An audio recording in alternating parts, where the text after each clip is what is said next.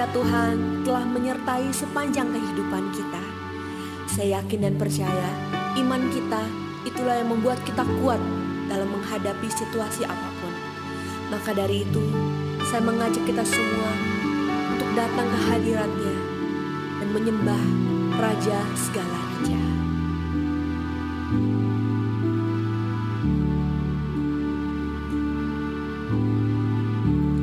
Kasih setiamu yang ku rasakan lebih tinggi dari langit biru. Kebaikanmu yang telah kau nyatakan lebih dalam dari lautan. Berkat-Mu yang telah ku terima sempat membuatku terpesona. Apa yang tak pernah ku pikirkan, itu yang Kau sediakan bagiku. Siapakah aku ini, Tuhan? Jadi biji mata-Mu. Dengan apakah ku balas, Tuhan, selain puji dan sembahkan? Siapakah aku ini, Tuhan? Jadi biji mata-Mu. Dengan apakah ku balas, Tuhan, selain puji dan sembahkan? Selain puji dan sembahkan. Selain puji dan sembahkan.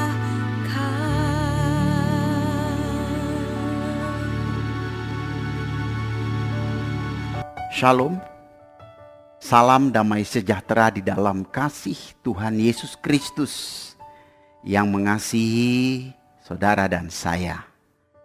Saat ini kita akan bersama-sama merenungkan firman Tuhan yang saya ambilkan dari kitab Maleakhi pasal 3 ayat 18. Yang demikian bunyinya, maka kamu akan melihat kembali perbedaan antara orang benar dan orang fasik, antara orang yang beribadah kepada Allah dan orang yang tidak beribadah kepadanya. Saudara, kitab Maleakhi adalah kitab terakhir dari kitab Perjanjian Lama atau Taurat, saudara, ya.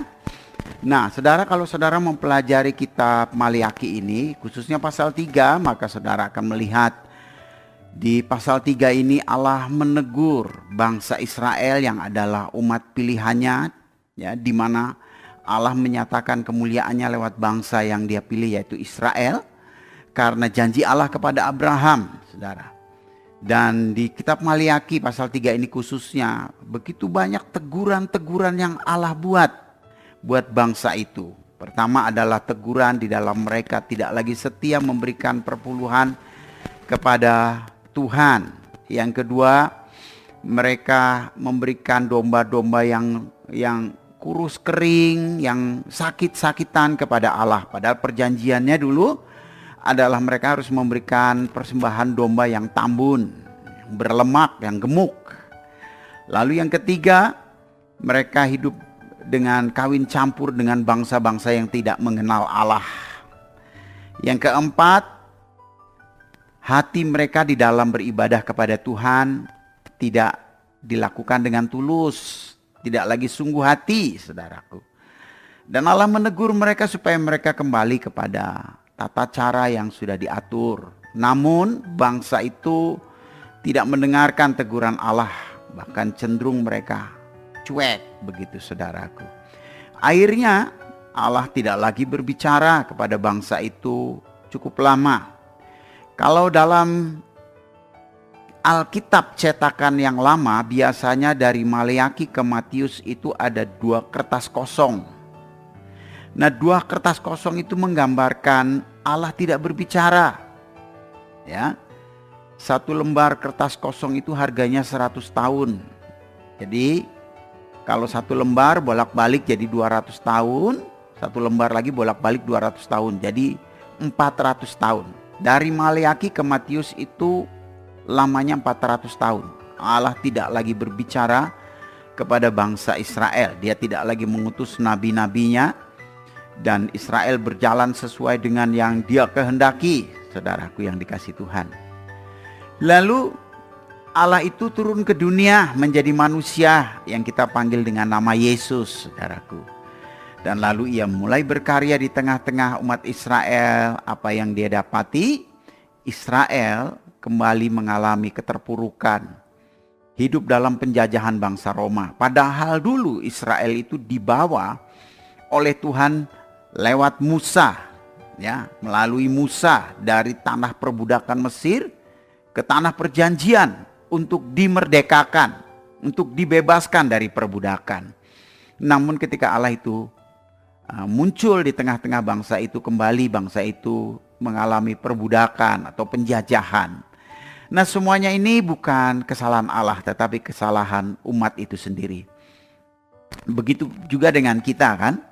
Seringkali Allah tidak pernah meninggalkan kita, tapi kitalah yang memiliki kecenderungan untuk meninggalkan Allah, untuk tidak lagi beribadah dengan baik.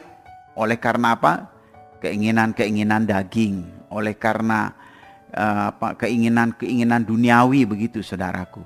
Nah, saudaraku yang dikasihi Tuhan, kalau kita melihat sejarah dalam Alkitab Perjanjian Lama, maka Allah memang hanya memilih satu bangsa, yaitu bangsa Israel, untuk menyatakan kemuliaannya. Jadi umat Israel itu adalah umat pilihan Allah karena janjinya kepada Abraham. Saudara, di dalam kitab saya dulu juga di dalam surat Al-Baqarah ayat 47, di sana juga dikatakan bahwa bangsa Israel adalah bangsa pilihan Allah dan bangsa itu dilebihkan oleh Allah di antara semua bangsa yang ada di dunia. Saudara, itu adalah pernyataan yang tertulis baik di Al-Quran maupun di dalam Alkitab ini, saudaraku. Tetapi sebagai orang Kristen, kita harus juga mengerti maksudnya, saudaraku. Misalnya begini, apa buktinya Israel itu umat pilihan Allah? Yang pertama, tidak ada nabi yang berasal dari luar Israel. Karena Allah hanya menyatakan firman-Nya atau menyatakan kemuliaannya, menyatakan kasih-Nya hanya kepada bangsa Israel. Sesuai dengan Mazmur 147 ayat 19 dan 20. Karena itu nabi-nabi itu semua berasal dari Israel. Oleh sebab itu kalau ada nabi, dia mengaku nabi dan dia bukan berasal dari bangsa Israel, pastilah itu bukan nabi yang benar, saudaraku. Yang kedua, ciri-ciri seorang nabi biasanya, saudaraku, ciri-ciri seorang nabi itu selalu disertai dengan mujizat. Ya, jadi jika ia seorang nabi, dia memiliki mujizat yang datang dari Tuhan. Misalnya membangkitkan orang mati, membelah lautan seperti Musa, ya saudara. Seperti juga Tuhan Yesus, ya, Isa Al-Masih itu, saudaraku, membangkitkan orang mati, membuat burung dari tanah liat, ditiupkan lalu diembuskan rohnya, dan burung itu, tanah liat itu menjadi burung, saudaraku. Dan mencelikkan orang buta, mentahirkan orang kusta, dan itu ada di dalam surat Al-Maidah 110 atau Ali Imran 49. Itu yang tertulis dalam Al-Quran, saudaraku. Nah, di dalam Alkitab ini, Kalau saudara membaca dari Matius sampai Yohanes, begitu banyak Yesus membuat mujizat. Bahkan dikatakan apa yang Yesus perbuat itu lebih banyak dari yang tertulis dalam Alkitab ini, saudaraku. Nah, saudaraku, Israel mendapatkan hak istimewa dari Tuhan, ya.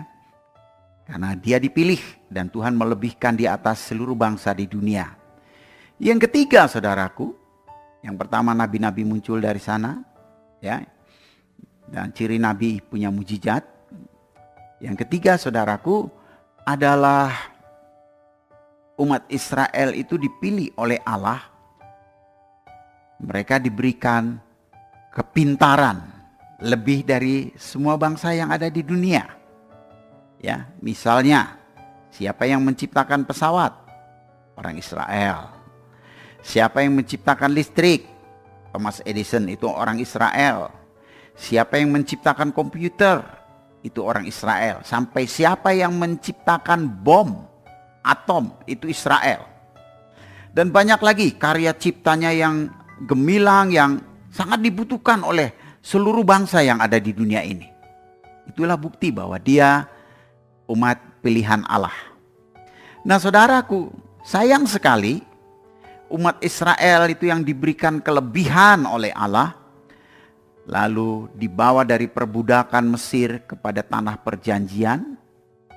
Dan tanah itu, Alkitab berkata bahwa tanah itu adalah tanah yang penuh dengan susu dan madu, menggambarkan bahwa tanah itu adalah tanah yang subur, saudaraku. Memang kalau kita pergi ke Israel sana, kita akan melihat memang Israel adalah tanah yang subur dibandingkan negara di sekelilingnya, saudaraku, ya. Nah, saudara yang dikasih Tuhan Yesus, namun sayang, oleh karena kecukupan, oleh karena hikmat dari Tuhan, oleh karena mereka diberkati oleh Tuhan, lama-lama mereka lupa sama Tuhan. Memang begitulah saudaraku yang dikasih Tuhan, ya. Manusia itu serba salah. Ya, diizinkan mengalami kemiskinan jauh dari Tuhan. Diberi kekayaan pun kadang-kadang lupa sama Tuhan. Itulah manusia, saudaraku. Ya. Tapi jangan demikian dengan saudara dan saya. Apapun yang terjadi, dalam kondisi seperti apapun, kita harus tetap menjadi orang yang beribadah kepada Allah. Saudara yang dikasih Tuhan Yesus, kalau kita perhatikan khusus mulai ayat 13 di sini, saudaraku, ya, ayat 13 ini, apa yang dikatakan oleh Tuhan Allah kepada bangsa Israel melalui Maleaki? Yang pertama, ayat 13, bicaramu kurang ajar tentang aku, firman Tuhan. Tetapi kamu berkata, apakah kami bicarakan di antara kami tentang engkau? Saudaraku, mungkin orang Israel sebagai umat Allah tidak pernah ngata-ngatain Tuhan atau berbicara kurang ajar, ya, dalam tutur kata begitu, saudaraku. Tetapi kalau berbicara tentang kata bicara di dalam Tuhan ini memang beda, saudara. Kenapa? Karena Tuhan itu maha tahu. Saya mungkin berbicara saat ini saudara dengar, ya saudaraku. Tetapi di antara saudara mungkin ada yang tidak berbicara, diam saja. Tetapi Tuhan mendengar hati saudara. Mungkin ada di antara saudara yang masuk gereja, nampaknya diam saja, lalu mendengar khotbah pendeta. Tapi hati saudara berkata, bosan yang diomongin itu melulu. Saudara tidak berkata seperti itu, tapi hati saudara berkata seperti itu dan Tuhan mendengar. Jadi ini adalah berbicara tentang suasana hati, saudaraku. Ya. Karena apa? Firman Tuhan berkata, manusia melihat apa yang dia lihat, mendengar apa yang dia dengar. Tetapi aku melihat hati manusia. Itu firman Tuhan, saudaraku. Karena itu hati-hati, saudaraku, ya. Ketika saudara pergi beribadah atau ke gereja mengadakan pertemuan ibadah, jagalah sikap hati saudara, ya. Saudara datang ke sana khusus pertama ingin berjumpa dengan Tuhan dan memuliakan Tuhan lewat pujian dan mendengarkan firman Tuhan yang adalah pelita bagi kaki kita dan terang bagi jalan kita. Ya. Nah, oleh sebab itu persiapkan hati saudara kalau saudara pergi mengadakan pertemuan ibadah, supaya firman yang saudara terima tidak sia-sia. Ya, firman yang saudara terima itu memberikan tuntunan dan bimbingan dalam hidup saudara sampai saudara mencapai kedewasaan iman.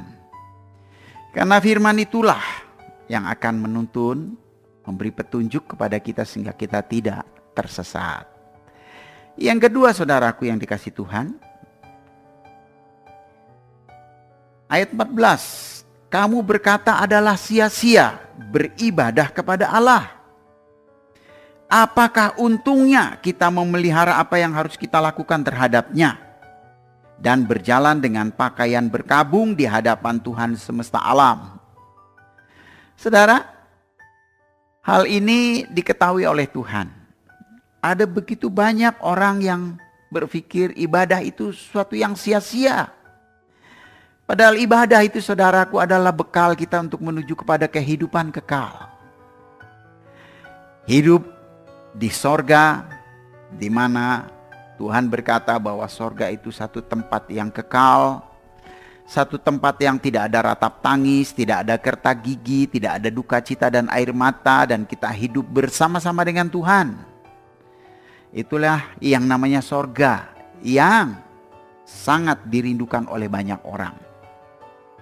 Saudara yang dikasihi Tuhan, kalau saja kita boleh beribadah kepada Tuhan, wow, itu luar biasa. Karena tidak banyak orang bisa beribadah kepada Tuhan dengan baik. Sebab orang bisa beribadah kepada Tuhan oleh karena karya Tuhan dalam hidupnya. Ya. Jadi kalau kita perhatikan, bangsa Israel itu dipanggil oleh Tuhan, ditarik oleh Tuhan lewat Musa. Itu adalah karya Tuhan, bukan karya manusia. Musa pun takut, saudara, kepada orang Mesir yang waktu itu dipimpin oleh Firaun, sangat kejam. Dia takut, saudaraku. Ya, tetapi Allah sudah berfirman kepada Musa, dan Musa tinggal melakukannya saja, sehingga kekuatan Allah menyertai Musa dan dia berhasil membawa bangsa Israel ke tanah perjanjian yang diteruskan oleh Yosua, saudaraku. Nah, saudaraku yang dikasihi Tuhan, jadi jangan katakan sia-sia. Beribadah kepada Tuhan ini mengandung janji, baik untuk hidup ini maupun hidup yang akan datang, saudaraku. Jadi jangan katakan sia-sia.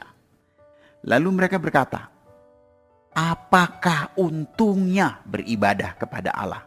Saya mau beritahu kepada saudara, kita sebagai orang percaya adalah orang-orang yang paling beruntung.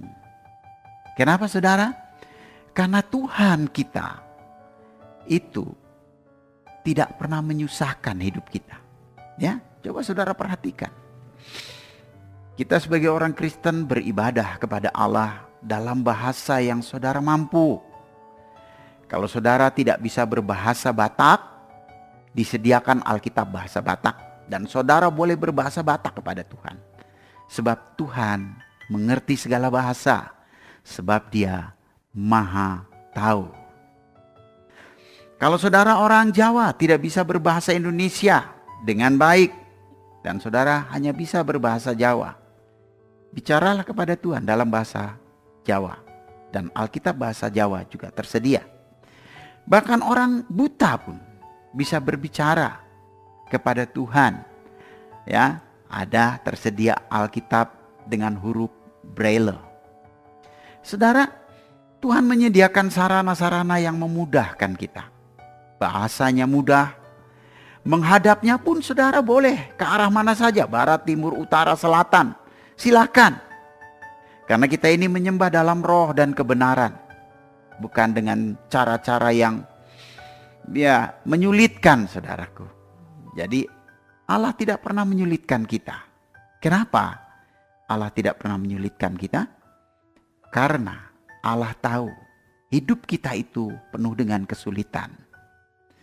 Saudara sekolah sulit, harus bayar uang sekolah, harus meres otak. Tidak sekolah, saudara juga tambah sulit. Kenapa? Menjadi orang bodoh. saudara bekerja sukar. Karena apa? Harus ada tanggung jawab. Pekerjaannya harus baik. Tidak diomelin sama bos, begitu saudaraku. Ya, bekerja sukar. Tapi tidak bekerja, saudara nggak punya uang. Jadi saudara harus bekerja.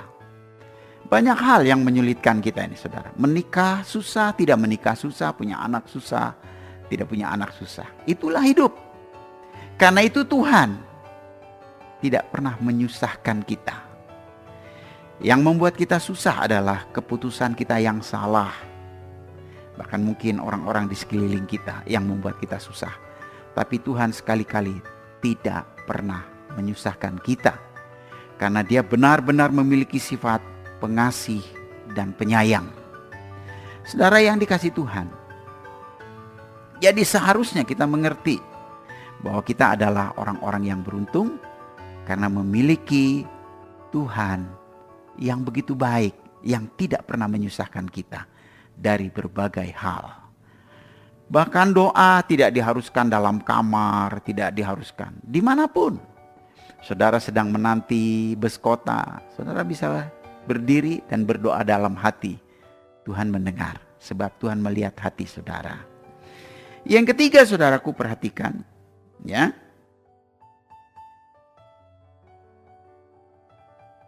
Apa yang harus dilakukan terhadapnya dan berjalan dengan pakaian berkabung di hadapan Tuhan semesta alam. Apa itu pakaian berkabung, saudaraku? Pakaian berkabung adalah lambang pertobatan. Ketika Daud, saudaraku, dia berbuat curang terhadap Uria, panglima perangnya, karena hasrat ingin mengambil istrinya yang bernama Bersheba. Nah saudaraku yang dikasihi Tuhan, Allah menegur Daud lewat Nabi Natan. Dan Daud mengoyak jubah kebesarannya dan ia menggunakan pakaian kabung. Lalu ketika Yunus diutus Tuhan untuk ke Niniwe, ya, untuk menyatakan agar bangsa itu bertobat. Kota itu, penduduk kota itu sudah membuat banyak kejahatan. Dan Tuhan mengutus Yunus untuk menyatakan kuasanya kepada bangsa itu agar mereka bertobat. Lalu apa yang terjadi? Bangsa itu sadar. Dan mereka semua memakai pakaian berkabung. Pakaian berkabung ini lambang pertobatan, saudaraku. Sebagai orang yang percaya, pertobatan adalah sesuatu yang diharuskan, saudaraku. Ya, makanya ketika Injil itu hadir, saudaraku, dimulai dengan Yohanes Pembaptis, membuka jalan bagi Tuhan. Apa yang dia kumandangkan, apa yang dia serukan, bertobatlah, kerajaan Allah sudah dekat. Lalu Yohanes mati dipancung. Yesus muncul dan Yesus berkata, bertobatlah. Jika engkau tidak bertobat menjadi seperti anak kecil ini, engkau tidak akan melihat kerajaan Allah. Pertobatan adalah sesuatu yang penting dalam hidup kita, ya. Kadang-kala orang berpikir bahwa bertobat itu ya berbuat baik begitu, saudara. Itu versi agama. Tetapi di dalam kekristenan tidak demikian. Bertobat itu saudara harus menerima uluran tangan kasih Tuhan. Di dalam kekristenan orang harus menerima Yesus dan minta pimpinan Roh Kudus, baru saudara bisa bertobat dengan baik. Saudara harus mengalami satu pembaruan. Itu yang namanya lahir baru. Tanpa lahir baru, saudara tidak akan menjadi orang yang bisa bertobat, melakukan apa yang Tuhan perintahkan. Kenapa saudara? Karena apa yang Tuhan perintahkan dalam hidup kita itu banyak yang tidak masuk akal, yang tidak umum pada umumnya manusia. Ya, misalnya tempeleng pipi kirimu diberikan pipi kananmu, atau sebaliknya. Ya, menyangkal diri, memikul salib, lalu Terlebih berkat memberi daripada menerima, itu hal-hal yang gak masuk akal, saudaraku. Dan itulah pertobatan yang sebetulnya Tuhan inginkan. Berzinah tidak seperti umumnya manusia berpikir berzinah itu apabila seorang laki-laki yang sudah punya istri, lalu dia tidur bareng dengan istri orang, itu namanya zinah. Di Kristen tidak seperti itu. Ya, saudara sebagai manusia yang sudah memiliki istri, lalu melihat perempuan lain yang mungkin bodinya aduhai, dan saudara mengingininya, itu di mata Tuhan sudah berzina. Sulit, saudara. Tidak semudah yang kita pikirkan. Ya, saudaraku. Oleh sebab itu, hanya orang yang sungguh hati kepada Tuhan dan mengalami satu pertobatan, lahir baru oleh karya Roh Kudus, dia pasti bisa bertobat. Oleh sebab itu, saudara, pertobatan adalah awal sebuah berkat. Kalau saudara ingin diberkati oleh Tuhan, awalilah hidup dengan pertobatan. Ya, saudaraku. Nah, saudara, orang yang bertobat sungguh kepada Tuhan, di sanalah dia mulai bisa melakukan ibadahnya dengan baik. Alkitab berkata, saudaraku, maka kamu akan melihat kembali perbedaan antara orang benar dan orang fasik. Kamu akan melihat kembali. Kenapa ada kata kembali? Karena pada zaman bangsa Israel dipimpin Musa dan diteruskan dengan Yosua, mereka nampaknya masuk sinagoge atau beribadah kepada Tuhan, nampaknya secara lahiriah. Ya, saudaraku, tetapi sebetulnya mereka tidak beribadah dengan baik. Ya, makanya itu Tuhan berfirman, kamu akan melihat perbedaan orang benar dan orang fasik. Bukan orang kafir, saudara. Kalau orang kafir itu nggak masuk hitungan. Tapi orang fasik ini sukar sekali kita untuk melihatnya. Kenapa? Mereka juga duduk di gereja. Ya, sama. Namanya mungkin sudah dirubah. Ya, Mamat jadi Matius. Sarboah jadi Esther. Sudah dibaptis sejak kecil. Tapi kelakuan mereka jauh dari apa yang Tuhan kehendaki, alias dalam sikapnya tidak memancarkan hidup dalam pertobatan. Nah, itu orang fasik, saudara. Ya, makanya orang-orang seperti ini akan dibedakan oleh Tuhan. Di sana ada Petrus, di sini ada Petrus. Petrus yang di sana sudah bertobat, Petrus yang di sini belum bertobat. Suruh berdoa Petrus yang sudah bertobat, pasti bunyi doanya mantap. Tapi suruh Petrus yang belum bertobat ini doa, biasanya kacau balau, saudara, bunyi doanya. Ya, saudaraku, kehidupannya pun demikian, saudaraku.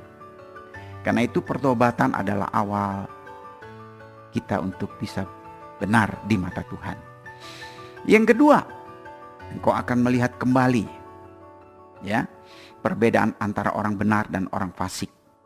Itu artinya, baik dalam perjanjian lama maupun perjanjian baru, sikap hidup manusia yang seperti ini tetap ada.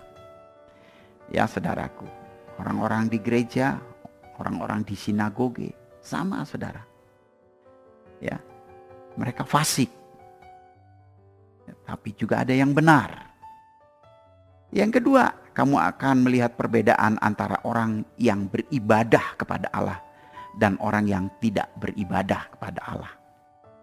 Saudara, banyak orang memiliki pengertian bahwa ibadah itu ya masuk rumah ibadah, lalu bersembahyang, lalu mengikuti tata cara. Ya, saudara, sesuai dengan aturan gereja masing-masing, dengan nyanyian, dengan khotbah, dengan kolekte. Lalu selesai pulang, saudaraku. Saudara, orang masuk gereja itu bukan beribadah, saudara. Itu namanya pertemuan ibadah. Dalam persekutuan doa itu namanya pertemuan ibadah. Saudara tahu ibadah? Firman Tuhan berkata dalam Roma 12 ayat 1. Ibadah yang sejati adalah memberikan hidup yang kudus, yang layak dan yang berkenan kepada Allah. Itulah ibadahmu yang sejati. Artinya bahwa ibadah itu ditentukan ketika saudara hidup di dalam keseharian saudara. Bagaimana saudara membina rumah tangga, bagaimana saudara bertutur kata ketika saudara menghadapi kesulitan, bagaimana saudara membuat sebuah keputusan ya yang sulit untuk saudara hadapi, bagaimana saudara hidup di tengah masyarakat, saudara dikenal sebagai orang yang beribadah kepada Allah, saudaraku, ya. Hidupnya benar, bukan hanya berkata Allah Maha Pengasih lagi Maha Penyayang, tapi dirinya pribadi tidak punya kasih sayang. Nah, saudaraku yang dikasih Tuhan, karena itu jangan terjebak di dalam keagamaan. Yesus tidak pernah membuat agama, tapi Dia inginkan setiap orang mengikut Dia dan menjadi orang yang beribadah di tengah-tengah masyarakat ini. Karena itu Yesus mengutus setiap kita untuk menjadi garam dan terang bagi lingkungan kita. Baik kita sebagai pegawai, baik kita sebagai direktur, baik kita sebagai tukang bubur, baik kita sebagai anggota masyarakat biasa. Kita tetap menjalani hidup dengan hati yang takut akan Tuhan dan menaruh rasa hormat kepada Tuhan. Itulah pertobatan yang benar, dan orang seperti itulah yang disebut orang yang beribadah. Mungkin sukar untuk kita jalani, tapi Tuhan memberi penolong buat kita. Itulah Roh Kudus. Saya percaya kalau saudara menjadi bait Allah, di dalam saudara ada Roh Kudus berkarya. Saudara akan dirubah oleh Tuhan dan saudara menjadi orang yang beribadah dengan baik dan benar. Haleluya. Tuhan Yesus memberkati kita semua. Amin. Shalom jemaat Tuhan. Mari sama-sama menyembah Tuhan di ibadah online worship night. Ibadah ini diadakan setiap hari Rabu pukul 20 atau jam 8 malam. Pada hari Minggu seperti biasa ada 2 kali ibadah online. Ibadah pertama pukul 7 pagi dan ibadah kedua pukul 15 atau jam 3 sore. Bagi jemaat Tuhan yang rindu memberikan persembahan dan perpuluhan, bisa melalui bank transfer ke rekening BCA dengan nomor 466 700 0008 atas nama Paulus T. Supit. Dan jangan lupa untuk like, subscribe, dan share channel YouTube ini ya. Tuhan Yesus memberkati. Mari saudara yang dikasih Tuhan, arahkanlah mata hatimu, angkatlah kedua belah tanganmu tinggi di atas kepala, katakan amin. Ketika saudara mendengar, hidup saudara diberkati. Diberkatilah keluar masukmu, diberkatilah kesehatanmu, diberkatilah keluargamu, diberkatilah studi, pekerjaan, usaha, toko dan keuanganmu. Apapun yang kau kerjakan dengan tanganmu, Tuhan akan membuatnya berhasil. Engkau tetap naik bukannya turun, menjadi kepala bukan ekor. Hidup dalam kemenangan, bahkan kemanapun kakimu melangkah, berkat Tuhan menyertai.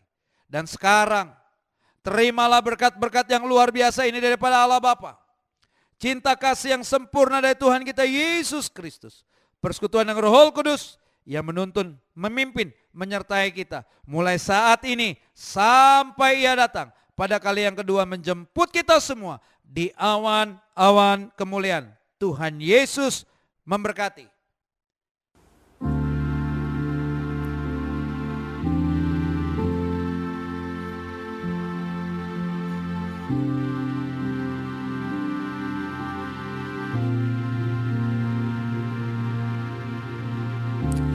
You call me out upon the waters, the great unknown, where feet may fail, and there I found in a mystery, in ocean's deeps, my faith will stand.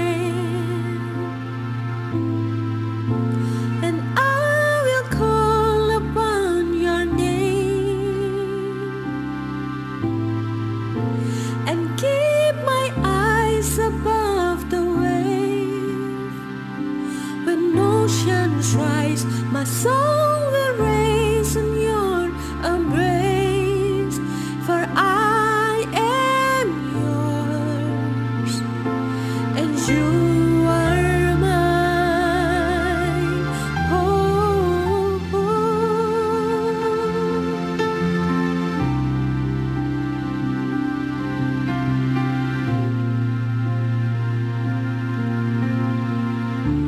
your grace abounds in deeper waters. Your sovereign hand will be my guide. Where fear